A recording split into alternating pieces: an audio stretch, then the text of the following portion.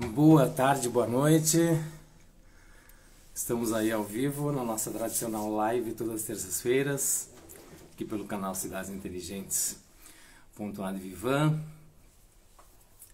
Estamos sempre em movimento, buscando novos caminhos, né? E principalmente um pouco na área da captação de recursos que a gente se movimenta, está sempre com novos editais, com novas possibilidades de captação de recursos para as diversas áreas dos nossos entes da nossa sociedade. Então vamos lá, professora Sujana. A minha internet funcione melhor. A Nilza já está aí. Boa tarde, Nilza, nossa parceira aqui do Rio Grande do Sul. João Fontoura, gaúcho velho, fez a live comigo aqui também. Obrigado, meu amigo, por estar aí prestigiando. Esse cara aí é um conhecedor da nossa cultura gaúcha, exemplar, um cara que tem um projeto muito bacana e obrigado por estares aí com a gente. Boa tarde, professora, boa noite. Boa noite. Tudo bem, Ademar? Tranquilo aí na Serra? Só hoje de manhã, quando eu acordei, eu não acreditei, quando eu olhei pela janela, um gramado branquinho, branquinho, branquinho, né? Digo, meu Deus, com toda essa umidade aí. Uma geada, né, aqui na serra, digo, nossa senhora, eu vi que essa noite o bicho tava pegando, sabe? Ó, frio, essa noite tava frio. Aqui em Porto Alegre tava frio, imagina como é que tá no interior. Eu moro um pouco fora aqui no interior e é uma baixada, meu Deus do céu. Não é brinquedo não, e eu tenho pavor de inverno. Mas tudo bem, né, fazer o quê? Não, eu gosto.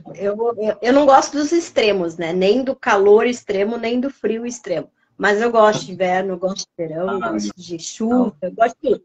Ah, não. Aí já não serve para ser minha parceira nesse negócio.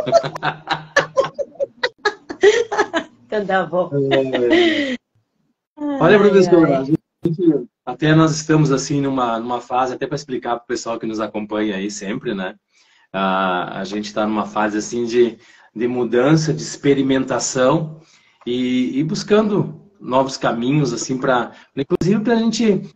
Hoje nós vamos tratar de um assunto interessante, para nós queremos inovar, né? Sempre buscando a inovação, sempre buscarmos um pouco de nos atualizarmos, né? Deixa já a Nilza aqui. Olá, professora Suzana, Ademar, boa noite, boa live. Vamos puxando os casacos dela, é isso aí.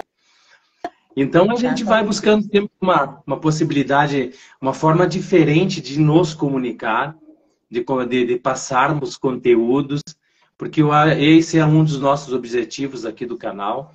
E a gente, nos próximos dias, vai ter algumas coisas diferentes que irão acontecer. E a gente quer começar aqui nas nossas terças-feiras, ser uma terça-feira, ela já é democrática por demais, porque aqui a gente só traz convidados de tudo do que a área e setores. Mas a gente quer também possibilitar o pessoal do interior aqui começar. Trouxemos experiências maravilhosas de Porto Alegre. Foi assim fantástico e necessária essa experiência que nós tivemos dos nossos convidados de Porto Alegre, porque vai abrindo um pouco o nosso horizonte, né? Até esses dias no nosso próprio grupo Capta Brasil, um dos nossos membros disse, assistam a live lá do Ademar de terça-feira, que tem a professora Suzana falando de como que se deve formar uma entidade, o porquê da organização de uma entidade, para a formação de uma política pública, para a questão dos hubs sociais. Então, assim, é importante e a gente vê com o conhecimento que a gente vai passando aos poucos aqui, através de toda a tua experiência, né, professora? Para o pessoal que nos acompanha, ele é muito importante. E a gente quer deixar o nosso leque aberto. A gente vai começar a puxar um pouquinho mais sobre essa questão da cidade educadora, trazer algumas experiências regionais aqui. Estamos com um projeto bacana para outubro. Em breve a gente vai começar a passar mais detalhes. Mas a gente fala tanto, professora, até estava falando essa semana aqui com você, né? A gente vê todo mundo falando de inovação. E às vezes eu sou aquele cara que às vezes eu coloco um ponto de interrogação em tudo e você me conhece.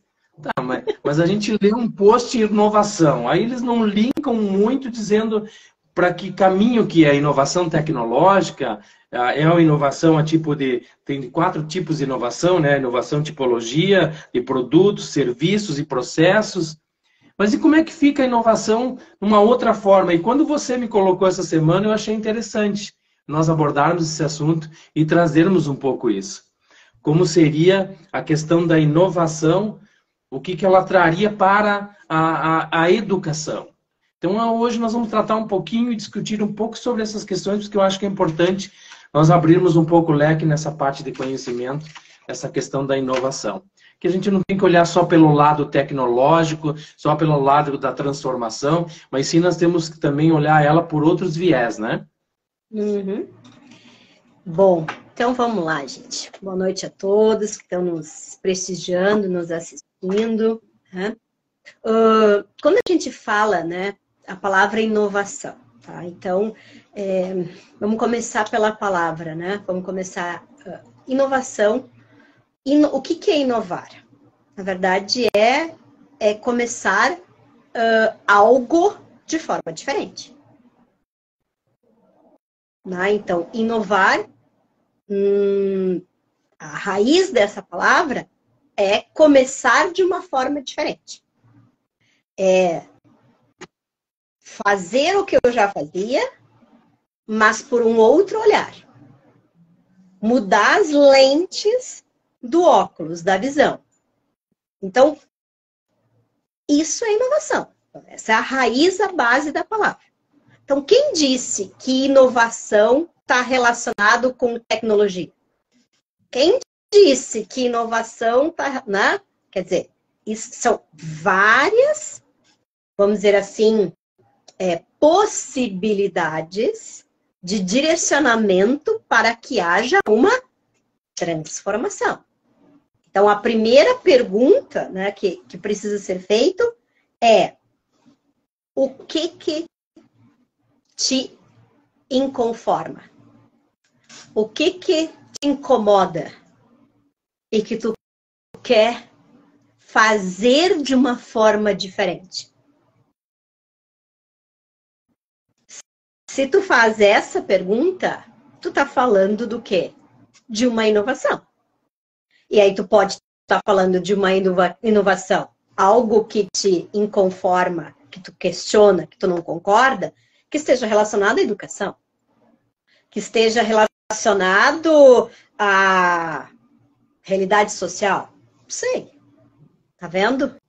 Então, na verdade, assim, por isso que existem inúmeros caminhos quando a gente fala de inovação. A pergunta que eu preciso começar a fazer: qual é o caminho que tu tá buscando quando tu tá falando de inovação? O que é o teu inconformismo? O que é o teu questionamento? O que tu não concorda e tu quer transformar e fazer de uma forma diferente? Bom, aí então tu segue a trilha, segue o caminho. Então, isso é inovação. Inovar é pensar, fazer de uma forma diferente do que foi feito anteriormente. Tá? Então, bom, agora sim, a partir disso a gente pode começar a falar, né, em termos de inovação. Vou começar falando... eu vou pegar 2 exemplos aqui, tá? De 2 coisas. Hoje de tarde, eu acabei de chegar, faz pouquinho que eu cheguei, estava lá na URGS, num encontro com o Ulrich, que é um antropólogo, consultor de Medellín, na Colômbia. Medellín é uma cidade que utilizou Porto Alegre como referência lá atrás, quando Porto Alegre começou o orçamento participativo. Medellín veio para Porto Alegre, estudou o processo todo do orçamento participativo de Porto Alegre, e a partir dessa experiência de Porto Alegre, no orçamento participativo, foi para lá e começou a fazer o seu tema de casa. Porque Medellín era uma das cidades mais, vamos dizer assim, perigosas do mundo, tá? O maior número de índice de homicídios do mundo era Medellín. Então, uma cidade extremamente perigosa. E hoje, ela é referência mundial de transformação, de inovação. Só que ela é referência de inovação social. Ou seja, o que que ela fez? Tá? Então, eu vou pegar o exemplo, na verdade, dela, tá? Porque, assim, eu fui para a Colômbia em 2012, se não me falha a memória, eu fui lá pessoalmente conhecer, né? Ainda não era o que estava, né? Estava nesse processo de transformação, entender melhor na prática como era esse processo, tentar entender, né? Porque eu gosto de ir na fonte para entender as coisas melhor. E agora, hoje, eu estou tendo a oportunidade de falar tive a oportunidade de falar com o Ulrich pessoalmente, tirar várias dúvidas com ele pessoalmente. Então, eles fizeram o quê? A inovação social. Eles escolheram, então eles têm que partir de algum lugar, tá? O que que eles escolheram? O que que Medellín escolheu? Escolheu começar, até anotei, tá? Né, para não falar besteira, né? Pra trazer o que ele trouxe realmente de lá. Então, anotei, prof, anota tudo para poder trazer para o público, né? Eles então, utilizaram 3 eixos, né? Para iniciar. Porto Alegre tem 3 eixos também. O que eles fizeram lá? Eles, então, pegaram a inovação, tá? Então, a inovação social, né? A inovação social. A cidade educadora, ó, então eles pegaram pela inovação social, a cidade educadora e a cidade turística. Qual foi a escolha deles em termos de direcionamento? As 3 interligadas. Então, eles começaram pela inovação social, passaram para a educação, cidade educadora, porque e pensar em começar de forma diferente na realidade social, tu não consegue fazer nenhum processo de transformação educativa. E o eixo daí que eles escolheram para interligar tudo isso foi a questão turística. Então, essa foi a escolha de transformação de Medellín, da onde eles estão hoje. Então, foi esse o direcionamento que eles fizeram.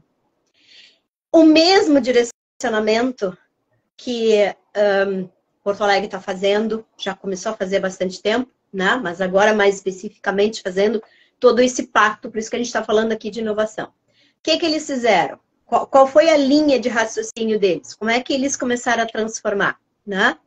Não tem como tu inovar sem que tu faça o quê? Escuta, diagnóstico. Tu vai transformar o quê se tu não sabe o que tu tem? Então, qual foi o caminho? Primeiro, eu preciso diagnosticar. E para diagnosticar, eu preciso escutar. Então, diálogo. Eu preciso de escuta, eu preciso de diálogo. Eu preciso sentar e conversar. Eu preciso de rodas de conversa. Eu preciso, né, mapear o país como um todo. Ou seja, mapear o país como um todo significa mapear cada comunidade. Fazer a identificação, catalogar as informações, diagnóstico. E aí sim, a partir disso, eu começo a fazer o quê? Aí eu sei qual é o caminho que eu tenho que seguir. Porque eu tenho a realidade prática. Eu não estou fazendo um achômetro, tá? E tem uma coisa que eu vou deixar aqui para o público que me chamou muita atenção, assim, que a gente deu risada, tá?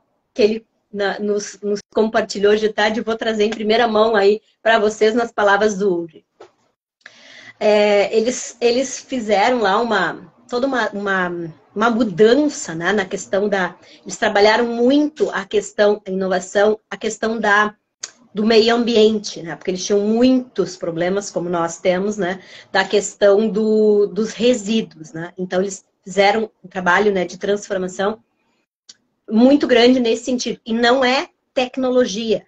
Todo o processo deles é focado aonde? No humano.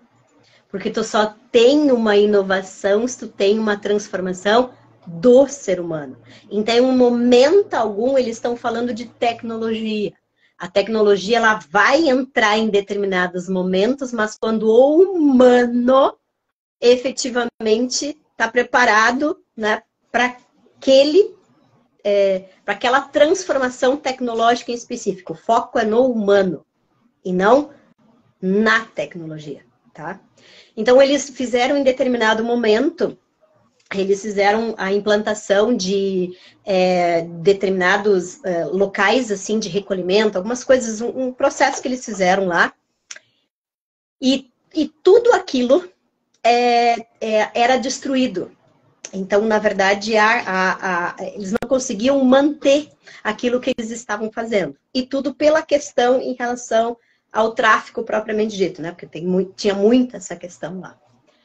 E aí, de novo, a escuta para entender o porquê, né? Que aquilo não estava funcionando. E aí, eles descobriram, para tu ver como o articulador social, ele é a peça mais importante nesse processo. Porque tu precisa escutar e articular para entender tudo isso. E eles utilizaram todo esse modelo lá, aquilo que eu venho falando há bastante tempo, né? E aí, ali que vem a criatividade. A partir da escuta, tu faz o quê? Tu cria soluções. Eles mesmos criam as soluções. Então, o que eles identificaram ali?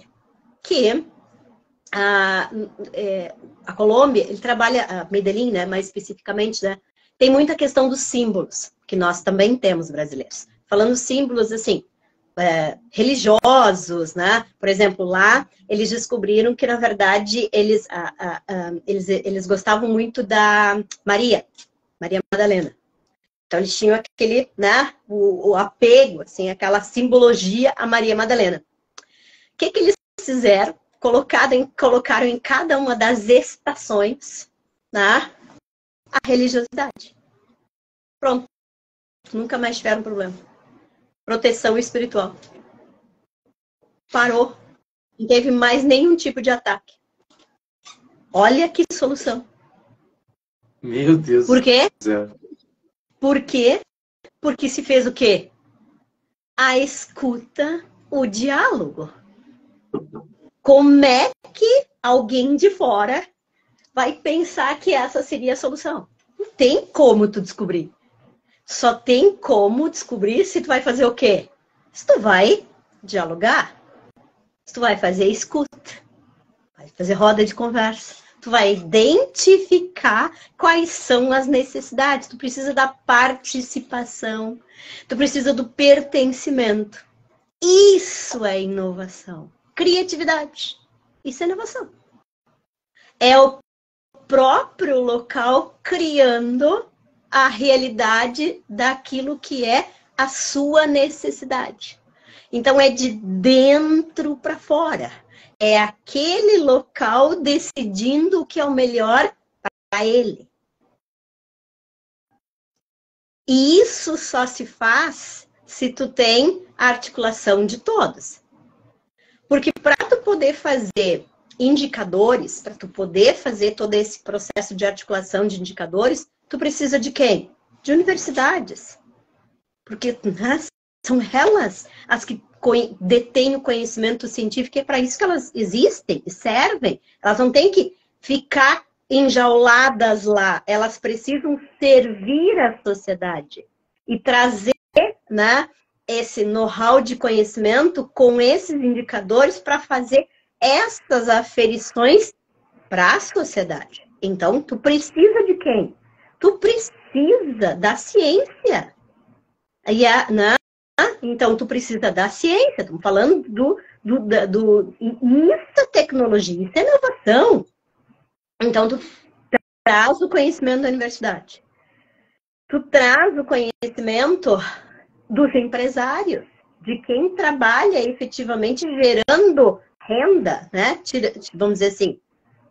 Porque uma coisa que o Uli falou também, que com esse levantamento que eles fizeram lá, eles identificaram que a incidência dos crimes, ou seja, todo esse processo de violência que a Medellín tinha, estava concentrado aonde?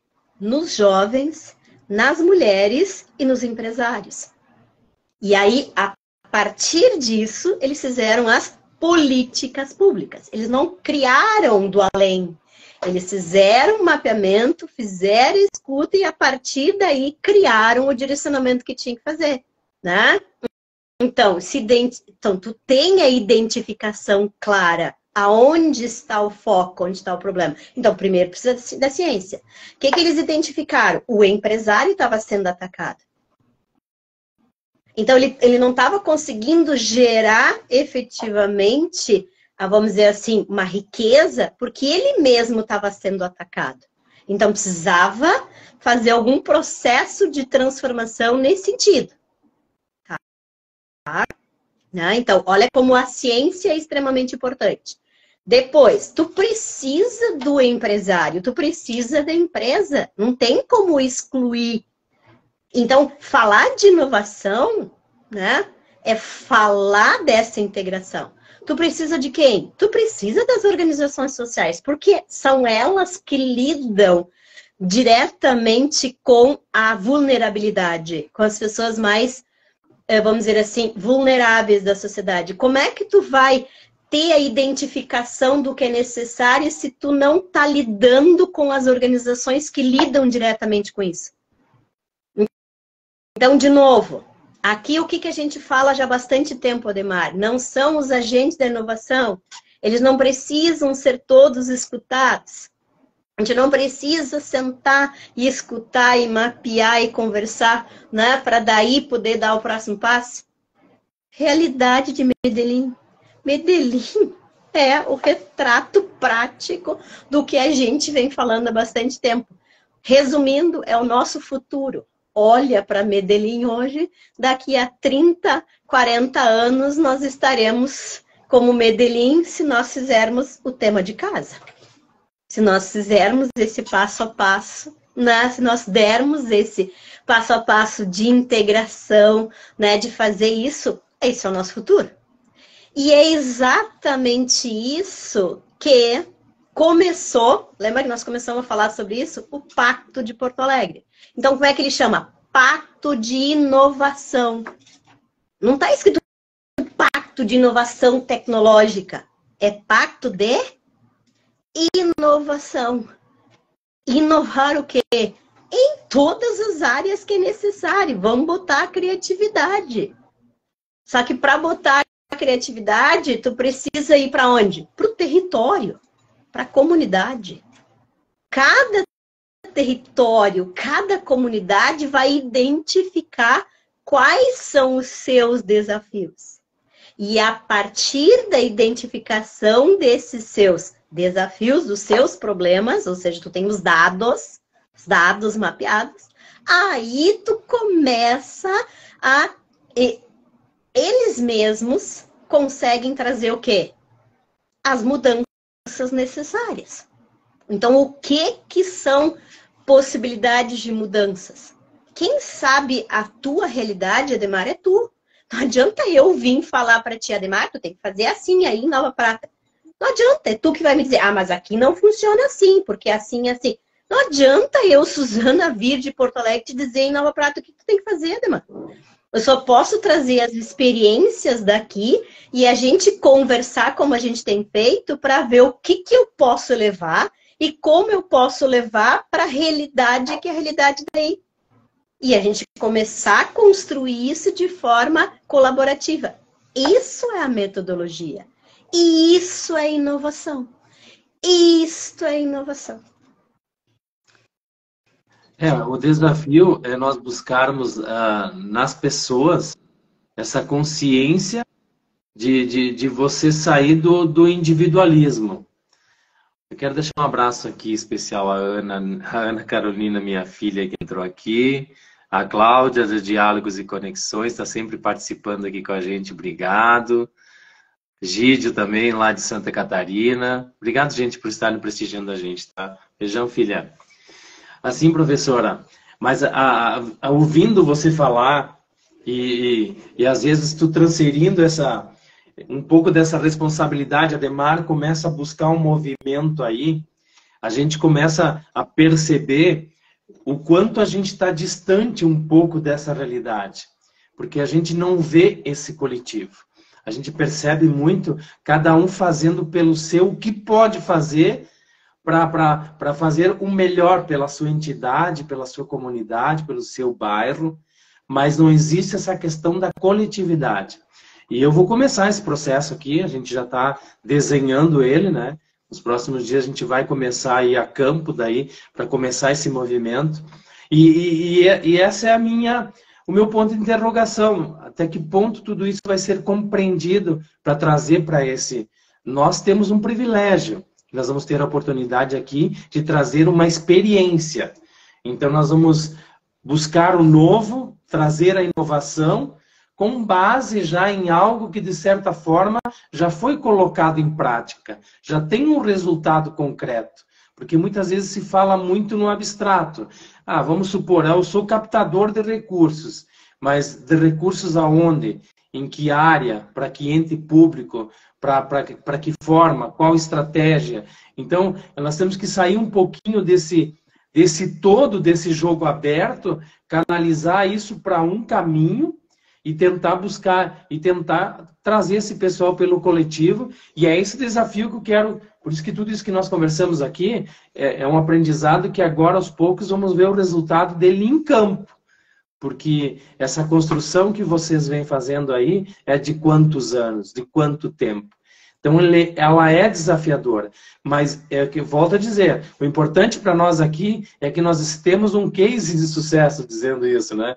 Nós já temos um case que nos mostra o caminho inicial. Então, eu acredito que vai ser muito mais fácil para a gente começar a implantar isso aqui, né? E trazer essa inovação. Com certeza, Ademar. Com certeza. Eu vou dizer, não posso falar agora por mim, né?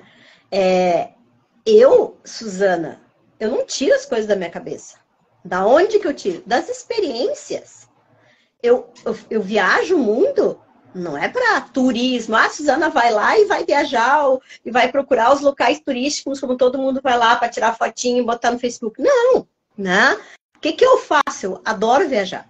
Só que eu adoro viajar, viver no local. Eu quero viver como as pessoas vivem naquele local. Então, eu preciso da experiência para entender como que as coisas funcionam naquele local. Né? Então, por isso que eu amo viajar pelo mundo. E assim, normalmente as pessoas gostam de viajar, vou para a Europa. Não, eu quero ir para locais que são parecidos com o Brasil. Não é que eu não gosto da Europa, não quero ir, não é isso. Mas anos-luz, até consigo enxergar algumas coisas, né? Busca. Mas países que têm mais similaridade com o Brasil e quais foram os desafios e como eles fizeram, né, para transformar, ou países que estão, vamos dizer assim, menos favorecidos que o Brasil, para eu enxergar, né, essas dificuldades que eles têm. Tá? Então, assim, é isso que eu gosto de fazer. Então, eu sou aquela pesquisadora que eu chamo, né, pesquisadora empírica. Eu gosto de ir lá, sempre com meu caderninho, né? Viajo para o mundo, tô eu lá com meu caderninho, anoto tudo, gente. Tudo que eu enxergo, da maneira como eu visualizo, eu vou anotando tudo. É a forma como eu vejo, e aí eu consigo, com isso, olhar soluções. Porque daí eu já enxerguei como é a realidade prática naquele local, ou o que determinada atitude que foi feita naquele local, aonde eles chegaram, para o bem ou para o mal. Para eu poder enxergar que se eu seguir aquele caminho, né, vai acontecer aquilo, porque eu já enxerguei isso realizado na prática lá, né? Então, essa sou eu. Eu só vivo de experiências, Ademar. Eu não tenho essa capacidade, né, gostaria, né, de ter tudo, receber tudo pronto. Não tenho. Eu preciso estudar muito e preciso enxergar as coisas na prática para ver como elas funcionam ou não funcionam, tendo os dois exemplos, para daí eu conseguir fazer toda essa lógica e adaptar para onde eu estou. Por isso que tanto faz se eu estou em Porto Alegre, se eu estou em Nova Prata, sei lá onde eu estou, eu consigo ter uma visão hoje do local onde eu estou inserido e consigo enxergar possibilidades de solução. Por isso, né, tu falaste se a gente vai ter novidades, né, que a gente está montando, construindo. Então, por que eu consigo chegar numa reunião contigo e traçar um caminho? Porque eu já, mais ou menos, eu já lido com isso há muito tempo, eu consigo, a partir das experiências que tu me coloca, eu consigo ter uma noção de qual caminho que é possível traçar para iniciar esse processo naquele local. Mas isso é por causa das experiências. Se eu não tenho experiências para enxergar, eu não consigo, meu cérebro não processa para eu ver o que é possível ou não possível fazer. Né? E é isso que a gente está buscando fazer, isso que a gente vai levar. Então agora, como tu falou, para todas as cidades vai ser mais fácil. Claro. Porque a gente já tem experiências, né, que a gente pode levar. E não que a gente tenha solução, mas a gente já tem experiências para mostrar do que funciona, do que não funciona. Para daí ser mais fácil de trilhar caminhos. Tem duas experiências que eu quero compartilhar com vocês, né? Que eu adoro compartilhar, já que não é todo mundo que tem a possibilidade de ter acesso a falar diretamente com um consultor, né, de Medellín. Eu tive essa oportunidade, então trago essas informações aí pro público, né? Tem duas experiências que, assim, eu fiquei fascinada. E eu já vou fazer o projeto e vou criar, né, eu já vou trabalhar aqui. Aquela pessoa, assim, eu não fico lá esperando que aquilo caia do céu. Eu vi as experiências lá, de tá, eu já vou aproveitar e já vou colocar aqui. Então, tem duas experiências, né, que ele compartilhou. Quer dizer, ele compartilhou várias, mas das que ele compartilhou, tem duas que eu quero compartilhar com vocês, que é uma delas, né, que eu particularmente, Suzana, né, minha pergunta, tá? Minha pergunta, Suzana. Como que eu deixo uma cidade para as crianças? Porque assim, a cidade não é feita para as crianças. A criança vai atravessar um semáforo lá em cima, o botão. Né? Então, assim, as coisas não são feitas para a lógica de uma criança, gente. Né? Não tem local para as crianças brincar, né? Não, a cidade não é feita para as crianças. Não, cara, as crianças que são o futuro do que vão ser os adultos, né? Então, assim, essa é minha inconformidade, tá, Neymar? Então, a minha pergunta é o tempo todo para eu pensar e investigar toda a questão de como é que eu faço para ter uma cidade para as crianças. Porque se a cidade está adaptada para a criança, significa que ela vai estar perfeita para os adultos, né? Para os idosos. Então, assim, né? Esse é o meu questionamento. E aí, tem uma experiência de Medellín que me chamou muita atenção, né? E que eu já vou trazer para cá. Que eles têm um projeto, deixa eu até ver como é que é o nome do projeto, que eu anotei tudo direitinho, né? Eles chamam de Madres Comunitárias. Tá? O projeto é Madres Comunitárias. Que eles fizeram um mapeamento, tá? Porque eles tinham o mesmo desafio que a Suzana tem, a inconformidade, fica questionando, né? Como é que eu faço, como é que eu começo uma cidade para as crianças, né? Porque eu não sei por onde começar. Então, o mesmo desafio aqui que eu tenho no meu coração, eles também tinham. E aí eles começaram fazendo um projeto chamado Madres Comunitárias. Tá? E o que é esse projeto? Eles começaram a mapear os territórios, né? Identificando as mães que cuidavam de crianças. Então, não só a mãe do filho, mas pessoas que cuidavam de crianças. Tá? Então, por isso o projeto Madres Comunitárias. Escutaram essas madres, essas mães que não obrigatoriamente é a mãe genitora. Tá? E aí, a partir desta escuta destas madres, é que eles criaram o projeto, né, de formação destas mães, que é exatamente porque elas trabalham com as crianças. Né? Por quê? Porque aí era o direcionamento direto com a criança. Eles conseguiram fazer aí a identificação, porque a relação é direta da mãe com a criança, não obrigatoriamente genitora. Conseguiram aí escutar as crianças e conseguiram daí sim fazer um projeto de formação para estas mães, que não obrigatoriamente, porque eles identificaram que eram pessoas sem instrução, né? E que não obrigatoriamente precisavam fazer uma faculdade, ter uma formação, mas que precisavam ter a formação dessa educação para essas crianças.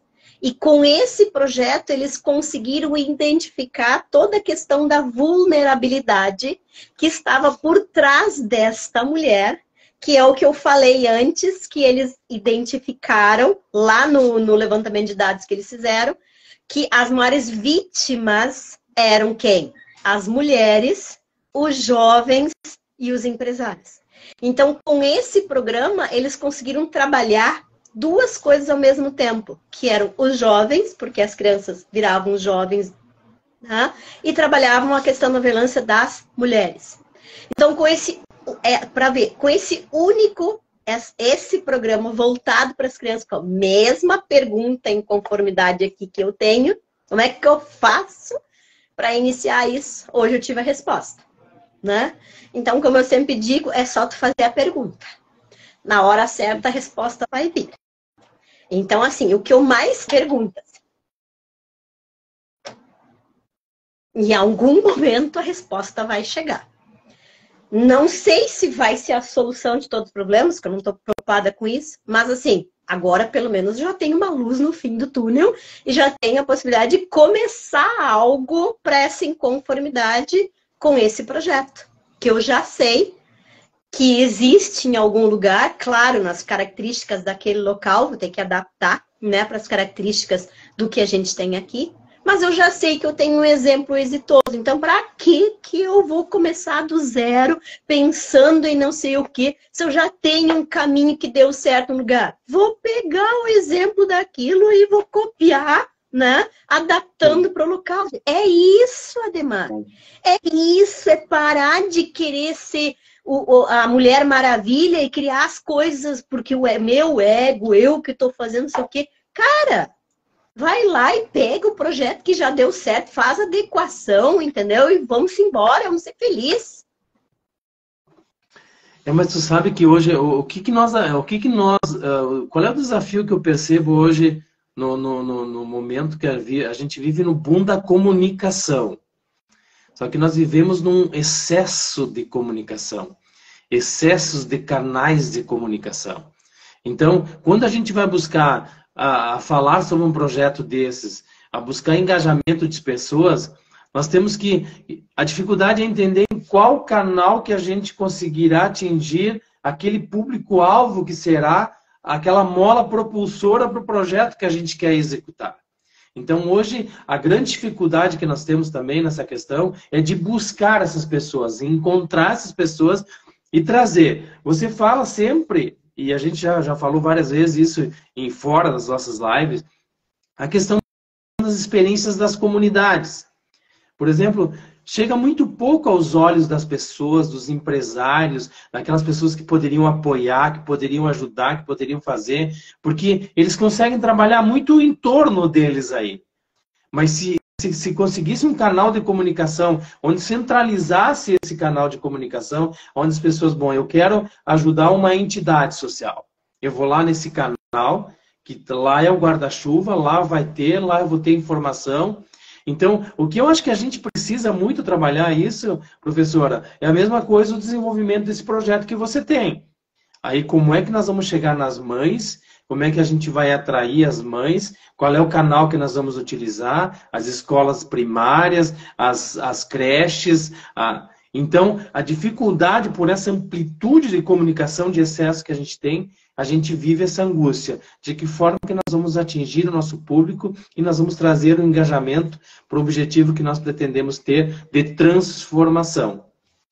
Exatamente. Tem toda a razão. Esse é o grande desafio. Só que isso a gente não vai fazer em 1 ano, 4 anos, 5 anos, 10 anos. Como eu sempre digo, tem que começar pequenininho e pensar que assim, tu tá a fim de continuar, vai ter que reencarnar para dar continuidade aqui. Então, não acha que tu vai deixar o legado pronto aqui, porque não vai. Então, se tu tá trabalhando com ego, esquece, porque, né, não é isso. Não é feito fotinho no Facebook para dar o projeto finalizado, que não é isso. Não é disso que a gente está falando, né?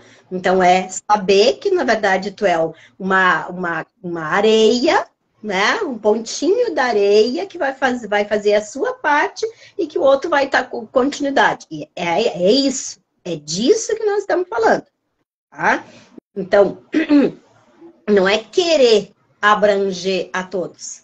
É fazer o que é possível ser feito dentro do local que tu tá envolvido. Então, se tu consegue fazer o projeto num bairro, que é o protótipo, o início, vamos dizer assim, num bairro, e naquele bairro tu tem duas organizações sociais, tu tem uma escola do estado, tem escola do município, né? mais uma, né? Talvez uma organização que trabalha com a questão da assistência social no município, sei lá, estou chutando aqui. Se tu tem aquelas organizações ali e tu começar mapeando e fazendo o trabalho ali, olha o público que tu tá atingindo. Só raciocina. Tu identifica as mães ali com essas crianças. Tu vai estar deixando a tua sementinha, que é o início daquele local. Agora, se pensar em querer fazer grande para atingir o todo, não vai fazer nada.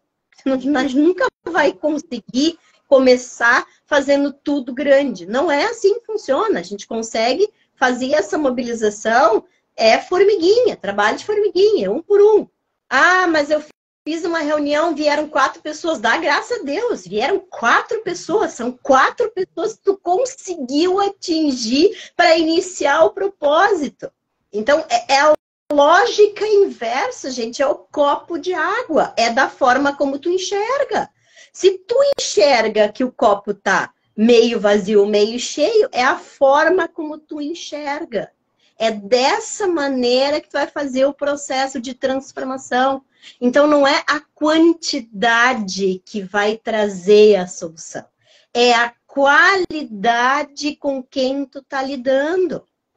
Mas é que nós estamos tão cheios dessa coisa da mídia nos pressionar, que a gente tem que ser perfeito, que é quantidade, né? Que a gente não consegue olhar. Nós precisamos começar a fazer o processo de transformação que é dentro de nós. E aí sim, se a Suzana fizer isso, conseguir isso, o outro fizer isso, cada um fizer isso, daqui a pouco a cidade toda está mapeada e está tudo feito. Agora, se todo mundo enxergar que precisa começar enxergando todo mundo vai pensar a mesma coisa, ninguém vai fazer e não vamos chegar a lugar nenhum nunca. Essa é a lógica do individualismo e do coletivo. Essa é a lógica. A lógica é de que eu quero ser melhor, eu quero pegar todo mundo ao mesmo tempo, que é a lógica do ego. É o ego que quer fazer. Então, não é questão de individualismo, é questão de ego, né? É o egoísmo e não o individualismo que faz com que nós tenhamos o desafio todo que nós temos a título de sociedade hoje. É nós mudarmos a lógica do egoísmo que a gente vai efetivamente fazer um processo de transformação coletiva.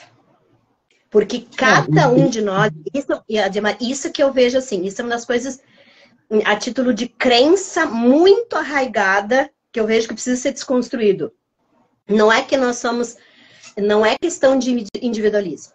A gente é individualista e precisa ser. Porque se tu não tem o teu propósito individual, tu não vai fazer nada. Porque cada um tem o seu local num jogo de xadrez. Eu não tenho como ocupar 2 locais ao mesmo tempo. Eu tenho que saber qual é o meu local. Então, eu preciso ser individual. Tu tem o teu, eu tenho o meu. É individual. Eu não vou ocupar o teu local, nem tu vai ocupar o meu local. Certo? Então, nós precisamos ser individuais.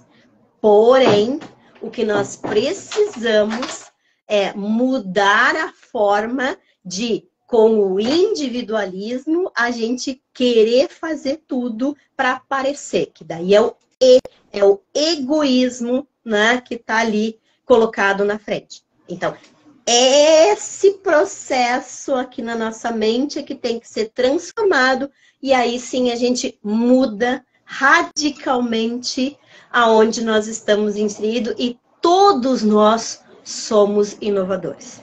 Somos criativos. É isso aí, é buscar a gente, se nós não tivermos um propósito e nós não soubermos aonde é a nossa posição para buscar a questão do engajamento dos demais, a gente realmente não consegue. E muitas vezes, muitos processos eles não acontecem porque sai de uma gestão pública pensando sempre pelo todo. Vamos fazer uma obra para atingir a todos. Às vezes é difícil, porque as realidades são diferentes dentro do mesmo município. Então, muitas vezes não se consegue atingir. Se começássemos a atingir, até a gestão pública teria que começar a repensar, né? Se começasse a atingir por blocos, vamos primeiro ajeitar aqui. Quando chegar lá no final, vai abranger todo mundo e vai atingir todo mundo, mas de forma escalonada e vai obter um sucesso maior, porque o engajamento vai ser muito maior. É um desafio grande que nós temos nessa questão de trazer as pessoas, entendeu? De trazer o engajamento, buscar. Hoje eu estava discutindo com um empresário a questão que nós temos uma plataforma aqui para impulsionar o comércio local. E cada estabelecimento local está querendo montar o seu aplicativo, a sua forma de fazer comunicação. Mas eu digo, se nós buscarmos o coletivo, se nós fizermos uma comunidade dos empresários locais, nós começarmos a estimular o consumidor da cidade a ter um canal onde ele vai enxergar todos dentro da cidade e ele vai ter a oportunidade de fazer as suas escolhas. E você será uma possível escolha estando nessa comunidade. Porque você fazendo, desenvolvendo sempre a tua mídia social, a tua forma de comunicação, porque eles estavam comentando ontem eu estava aqui, veio 5 pessoas no meu estabelecimento nos dias dos namorados. Mas aí que eu digo, mas e como é que foi essa questão para chegar até nas pessoas? É porque todo mundo fica disputando. Se todo mundo agregasse e buscasse se agregar dentro de uma comunidade e dizer, aqui na nossa cidade nós temos tudo isso para oferecer às pessoas, talvez elas se motivariam mais. Porque hoje, na verdade, para você buscar algo, tu tem que buscar muito, tem que entrar, tem que pesquisar, tem que ver. E às vezes não é isso que as pessoas hoje querem. Aí elas vão optar o quê? É mais fácil, no conforto do meu lar, eu entrar num delivery, chamar uma comida e ficar em casa. Curtir a noite em casa. E não ir no estabelecimento. Porque muitas vezes até a dificuldade de encontrar.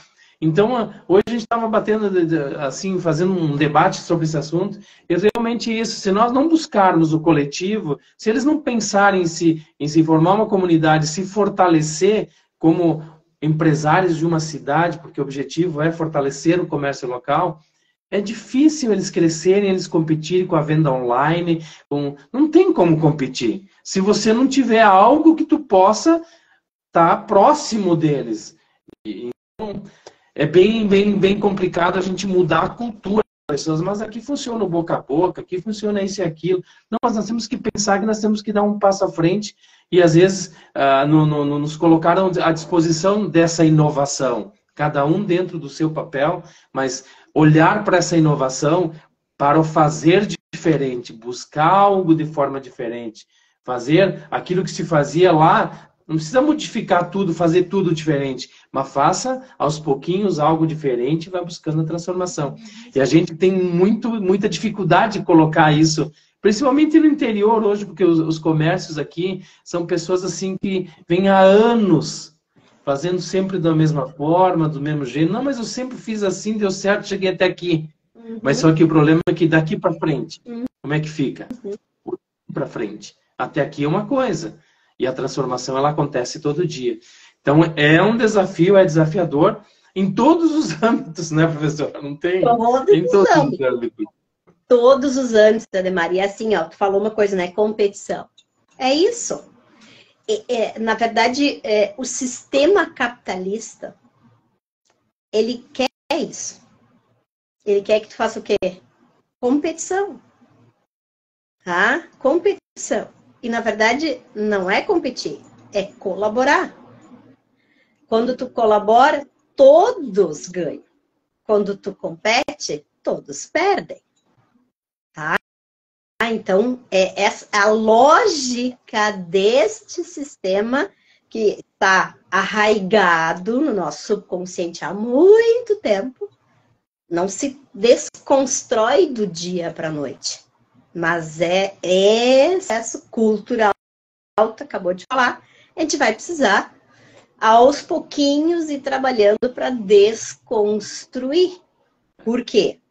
Porque com esse sistema da lógica capitalista, quanto mais isolado eu estiver para buscar a alimentação, né, vamos dizer assim, diretamente na fonte dos recursos financeiros, melhor é. Então, né, o sistema ele foi construído, tá, para que nós humanos não nos relacionássemos, para que a gente não trocássemos informações, para que a gente não se ligue e crie as nossas transformações, para que a gente não se escute e seja criativo e busque as transformações. Então, o sistema todo ele é montado desta maneira, né? E nós somos inseridos nesse sistema, um sistema de controle. Então, o que a gente precisa fazer? Um passo a passo para nos libertarmos de todo esse sistema. E isso não é fácil, né? Isso é um processo, enquanto humanidade, desafiador, tá? Por isso que não é algo que a gente vai fazer assim do dia para a noite. Mas aos pouquinhos a gente precisa ir tendo essa consciência, a gente possa fazer de forma e passo neste processo evolutivo. Enquanto nós não tivermos consciência enquanto humanidade para fazer esse passo a passo, nós não vamos nos libertar nunca. A gente vai continuar nesse processo de prisão eterna. Sem consciência, ninguém se liberta. Então, o primeiro passo é a consciência. E para ter a consciência, tu precisa ter o quê? Tu precisa da informação, tu precisa do conhecimento, tu precisa da educação. E aí, por isso, de novo, por que cidade educadora? Porque se eu falo simplesmente educação, se restringe ao quê? Numa sala de aula. De novo, numa sala de aula tu tem um período de português, um período de matemática, um período de química, um período de física. Não é tudo fragmentado? Por que o sistema de ensino ele é todo feito em caixinha separado? Que é para tu não raciocinar, não te relacionar e não criar soluções criativas. Então, o sistema todo é montado para tu não te libertar em hipótese alguma. Então, por isso, cidade educadora, porque daí tu sai da sala de aula. Eu não estou dizendo que a educação não aconteça dentro da sala de aula. Ela também acontece na sala de aula. Mas ela não pode ficar restrita a uma sala de aula. E a gente tem que começar a ter essa consciência, enxergar que a gente precisa fazer todo esse processo de desconstrução. Nós não vamos ter pessoas resilientes, inteligentes para transformar a cidade se nós não tivermos um processo educativo. Eu não estou falando um processo educativo de sala de aula, estou falando um processo educativo de ser humano de forma diferente para enxergar essa realidade de forma diferente. E aí, eu vou dar um outro exemplo do que o Uli falou hoje à tarde, que me chamou muito a atenção, que é algo que eu sempre sonhei, né? E é realidade hoje em Medellín, né? Que é o quê? Eles têm uma universidade, que é a Universidade da Educação. O que eles fizeram lá? Todo mundo que trabalha com educação estuda naquela universidade. Tanto faz se tu trabalha com educação infantil, fundamental, médio, superior, se é direito, se é química, se é engenharia, raio que parta. A universidade é a mesma, 4 anos e meio. Todo mundo junto. Não é fragmentado. Ou seja, um grande laboratório de troca de experiências. Desde o bebê que entra, quando ele está lá né, no final com trocentas mil informações. Trocando informações num processo que tu vai entendendo as fases, entendendo. Então, como é que ele chamou, como é que é a expressão até que o Ulio utilizou, deixa eu me lembrar. A terapia. É um centro terapêutico dos educadores de Medellín. É isso essa expressão que ele utilizou. Gente, é um centro terapêutico onde tu vai lá e tu pode estar falando tudo aquilo que está acontecendo e trocar com os outros, gente. Nossa, sonho de consumo! E enxergo isso acontecendo no Brasil. No dia que nós tivermos esta universidade, neste formato, com essa troca, o problema da educação no Brasil está resolvido. É porque hoje é muito disperso, existem muitas formas, existem muitos...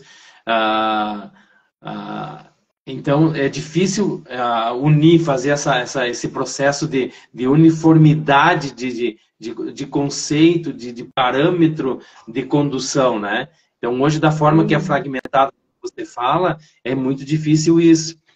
A Cláudia fala que 2023 é o ano da justiça restaurativa nas escolas.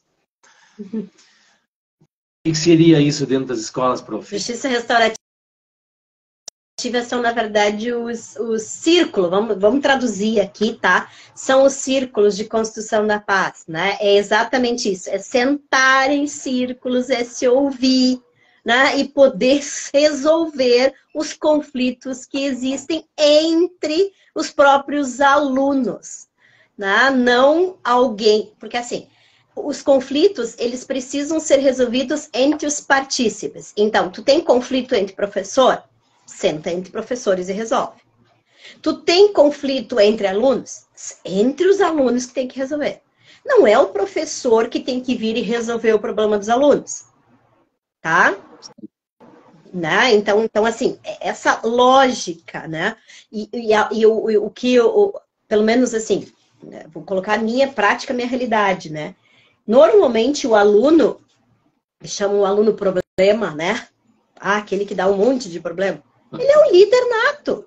Ele só não está sendo utilizado, né, da forma correta para ele liderar para o bem, ou seja, né? Então, na verdade, o círculo é isso, é essa restauração para ele enxergar, tá? Esse perfil dele, lidar com isso, sabe? Então, assim, esse é o trabalho, na verdade,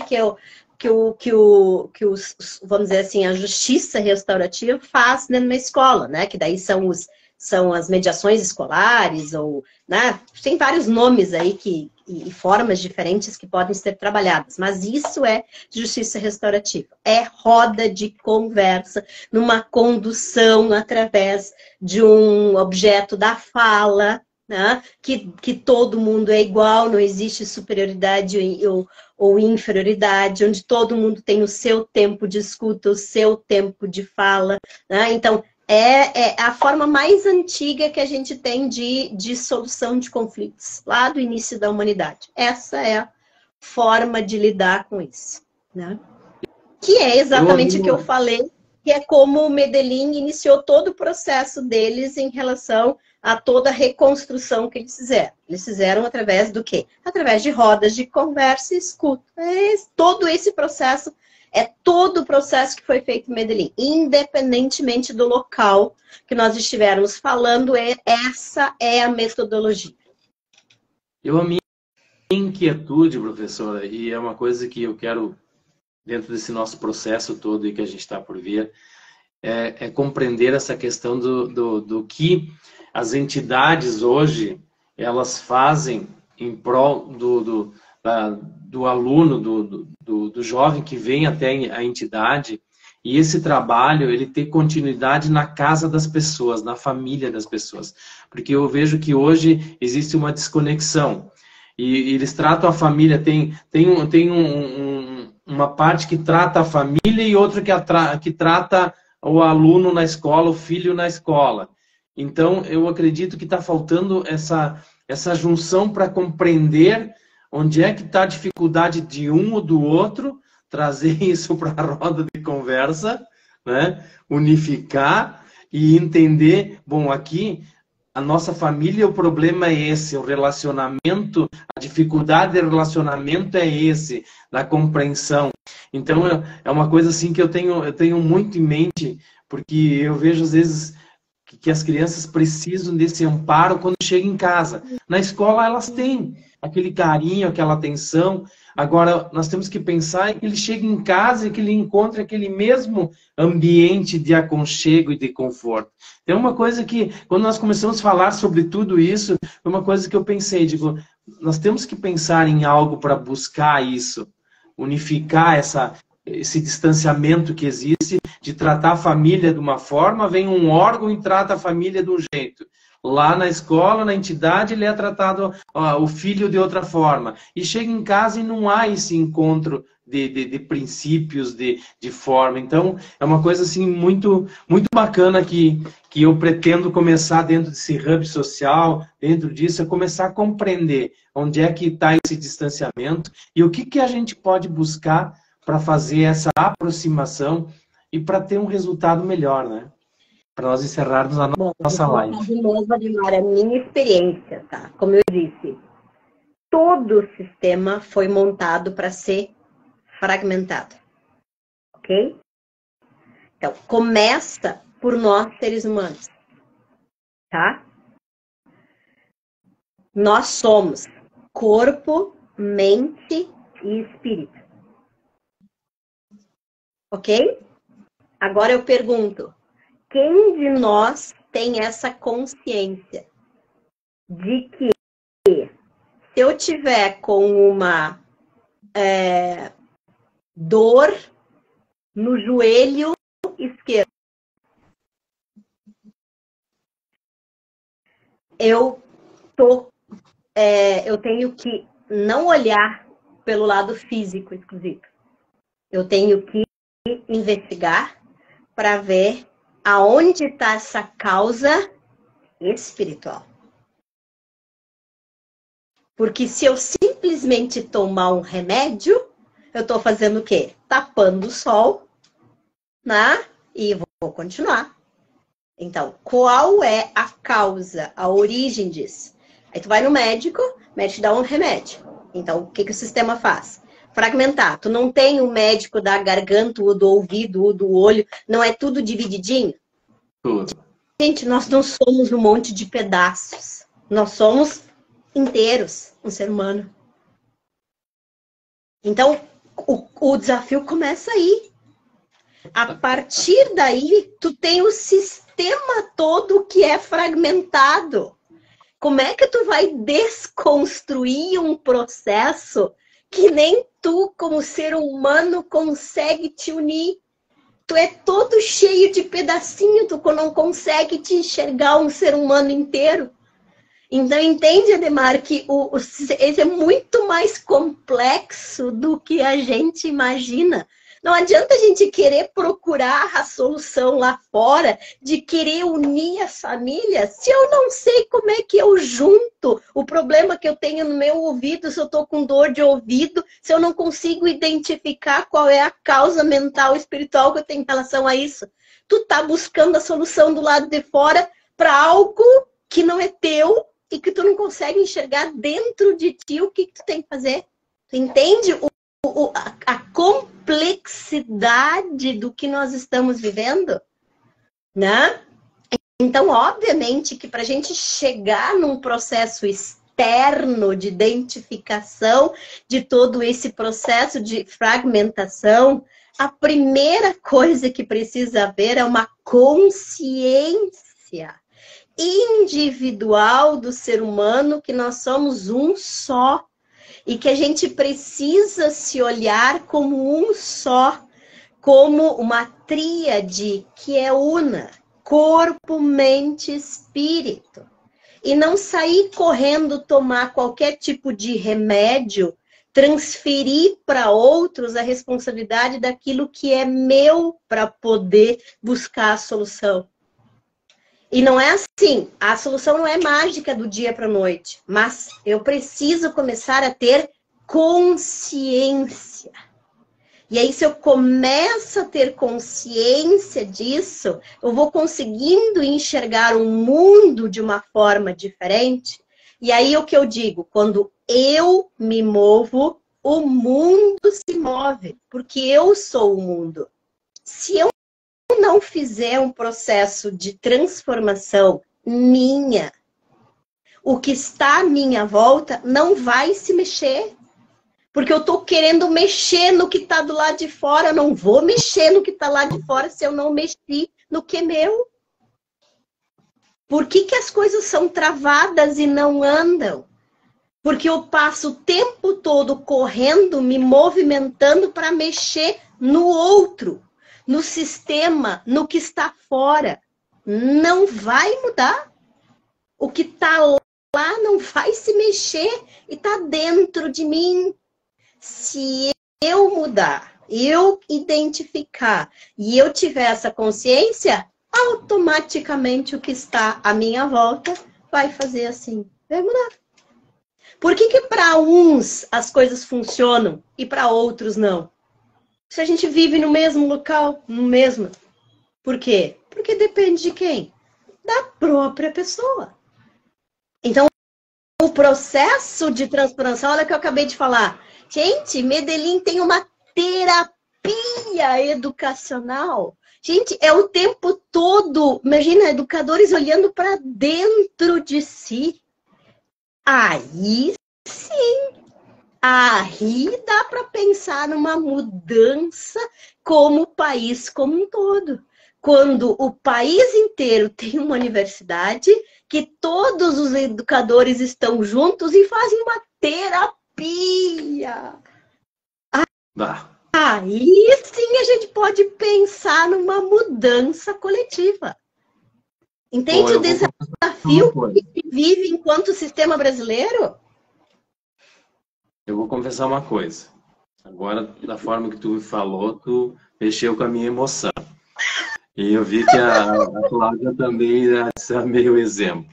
E eu estava sorrindo um pouco antes, pelo fato de que, assim, eu fui no dentista e eu tenho que passar por 10 especialistas para resolver o problema da minha arcada dentária.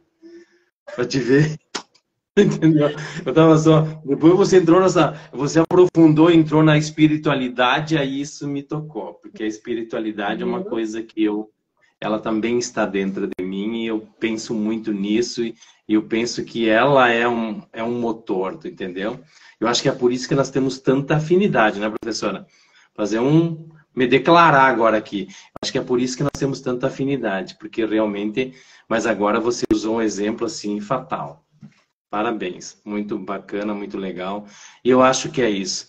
Nós temos que mexer, é o nosso lá dentro da gente, buscar essa transformação e ter essa clareza, essa pureza e pensar que nós não somos seres únicos e que nós temos muito para passar para as outras pessoas, para compartilhar, para provocar esse movimento nas pessoas. Aí a gente vai. E eu sei onde é que você trabalha, essa PAC. Isso aí é um conflito espiritual muito grande, tem que ter muita sabedoria para conviver no meio disso aí. Tem que ter muita sabedoria. Então, por isso que agora tu te mostrou um pouquinho aí e parabéns. Foi maravilhoso. Muito legal. Encerramos a... Essa sou eu. Essa sou eu. Sempre fui esse ser, que é um ser que sempre buscou a espiritualidade. Só que durante muito tempo da minha vida, eu não pude mostrar. Por quê? Porque quem é cientista, ele não pode ser espiritualista. Né? Então, é aquela coisa assim, fragmentada, ela não convive uma coisa com a outra. Claro que não. Eu sempre fui corpo, mente e espírito. Então, eu tenho que trabalhar meu corpo, tenho que fazer atividade física, tenho que cuidar da minha alimentação, né? E se eu descuido, eu sei que eu vou cair. Então, esse corpo aqui que Deus nos deu é a máquina que a gente tem para viver aqui, tá? E aí também aquela coisa de né, se encher de trocentas coisas no corpo é porque existe o desequilíbrio, né, no resto, porque não é na aparência física que tu vai mudar, é no interno que tu vai fazer o processo de transformação. Então, né, o corpo mostra o teu desequilíbrio, então tem que ter consciência disso, né, tem que trabalhar o corpo, a mente, ou seja, a parte científica tem que trabalhar a questão mental, e tu tem que trabalhar a questão da espiritualidade. Só que hoje, a maior parte das pessoas não trabalha nem o corpo e nem a espiritualidade.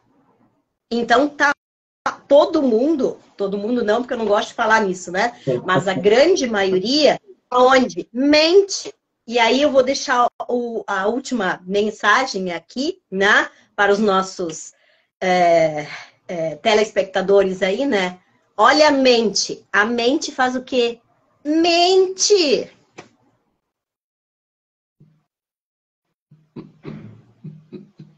Então, se tu tá só na mente, o que que tu tá vivendo? Uma mentira, tu não tem vida. Porque a mente está controlando os outros dois. Que equilíbrio tu tem? É o corpo e o espírito que vai fazer o equilíbrio para que a mente não domine. Uma ótima noite a todos, que Deus nos abençoe, que tenhamos uma semana maravilhosa e terça-feira que vem nós nos encontramos aqui novamente. Obrigado, profe. Sempre um privilégio estar contigo. Até. Obrigado, pessoal, pelo carinho de todos vocês. Quanta gente. Muito obrigado pelo carinho, pessoal. A gente fica feliz de ter esse prestígio de vocês. E é isso, né? Que coisa boa. A gente vai saindo de um plano e vai elevando o plano, né? E isso é muito importante para a nossa subsistência. Obrigado, beijo no coração de todos vocês. Até terça-feira que vem.